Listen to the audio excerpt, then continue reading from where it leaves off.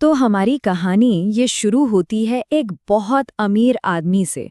मतलब एक ऐसा आदमी जिसके पास दौलत की कोई कमी ही नहीं थी।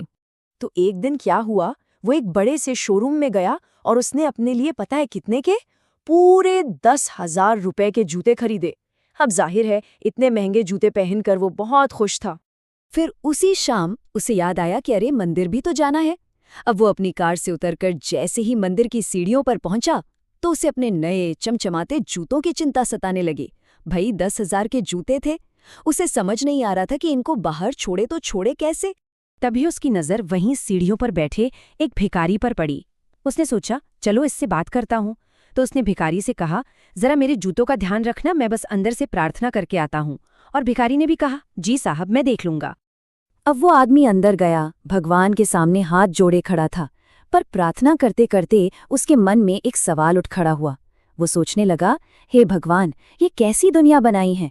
एक तरफ तो मैं हूँ जो 10,000 के जूते पहनता है और दूसरी तरफ वो बेचारा भिखारी जिसके पास शायद पहनने को ढंग के कपड़े भी नहीं है। बस यही सोचते सोचते उसके मन में ना दया आ गई। उसने फौरन फैसला कर लिया कि जब वो बाहर जाएगा तो उस भिखारी की मदद करेगा, उसे 500 रुपए देगा। सोचा कि चलो इससे उस बेचारे का कुछ तो भला होगा। तो वो आदमी अपनी प्रार्थना पूरी करके और मन में ये दान का अच्छा विचार लेकर बड़े आराम से मंदिर से बाहर आया।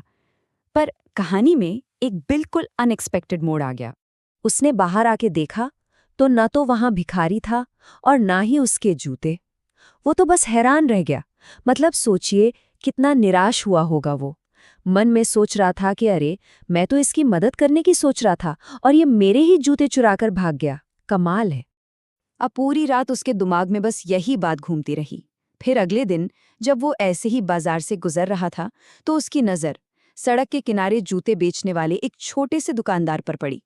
और उसने क्या देखा कि उस दुकानदार के पास बिल्कुल वैसे ही जूते थे जैसे उसके चोरी हुए थे।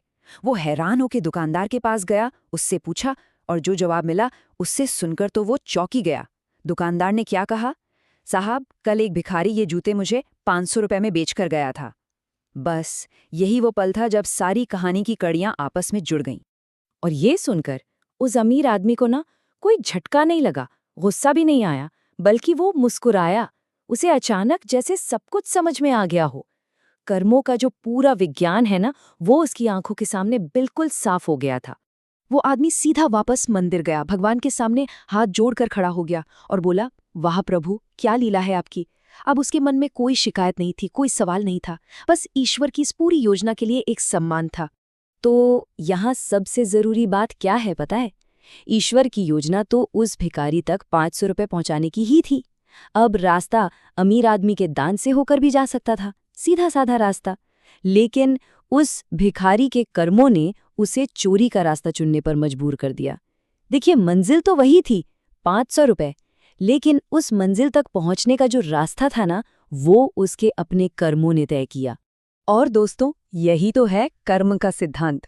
जो कुछ भी हमारे साथ होता है ना, उसके पीछे हमारे अपने ही कर्म होते हैं। ये कोई इत्तेफाक नहीं है, कोई संयोग नहीं है। ये तो पूरा का पूरा एक विज्ञान है। तो सवाल ये है कि इस पूरी कहानी से हम अपने जीवन के लिए क्या सीख सकते हैं? ये एक बहुत ही गहरी बात है कि हम अपने कर्म ऐसे रखें कि जब कोई कहे ना, तुम्हें तुम्हारे कर्मों का फल मिलेगा, तो ये सुनकर हमें डर ना लगे। ये एक आशीर्वाद जैसा लगे, कोई श्राप नहीं।